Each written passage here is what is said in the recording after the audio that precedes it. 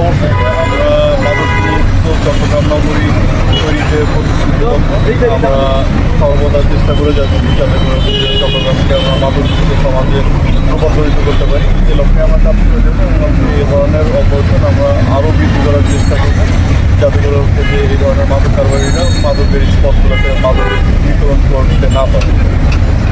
একটু মানে ও কোত্থেকে আসছিল এবং এগুলো কোথায় নিয়ে যেত, মানে কাকে দেওয়ার মানে চট্টগ্রাম শহরে কোথায় একটু যদি বলতেন বিস্তারিত, মানে ও এই ব্যবসাকে আগেও কোথাও করেছে কিনা, টোটাল বিষয় জানতে পেরেছেন কিনা আপনারা?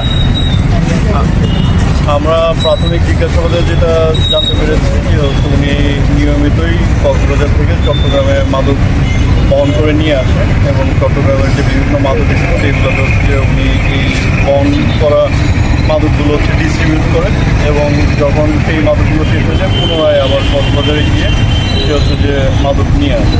যে চট্টগ্রামে যে বিভিন্ন স্পটে মাদক বিতরণকারী চক্রগুলো আছে তার ভিতর হচ্ছে যে একজন সদস্য, এছাড়াও হচ্ছে যে তার ক্রিমিনাল হিস্ট্রিতেও আগে মাদক মামলার ইতিহাস পাওয়া গিয়েছে।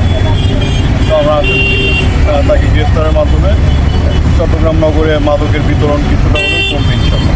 এবং এই যে মানে মাদক মূলত এটা তো ছোটোখাটো একটা আপনাদের আপনাদের অভিযানে ধরা পড়েছে, এর যারা বড় বড় ডিলার আছে তাদেরকে ধরার কোনো ব্যবস্থা আপনারা করছেন কিনা আসলে? হ্যাঁ, অবশ্যই সে এই মাদকগুলো কোথা থেকে সংগ্রহ করে আর চট্টগ্রামের তার পৃষ্ঠপোষক কারা, এই বিষয়ে আমরা জিজ্ঞাসাবাদ চলমান রেখেছি। ইনশাল্লাহ আমরা তাদের তথ্যগুলো তার থেকে সংগ্রহ করে তাদের বিরুদ্ধেও বড় আকারের অভিযান পরিচালনা করব।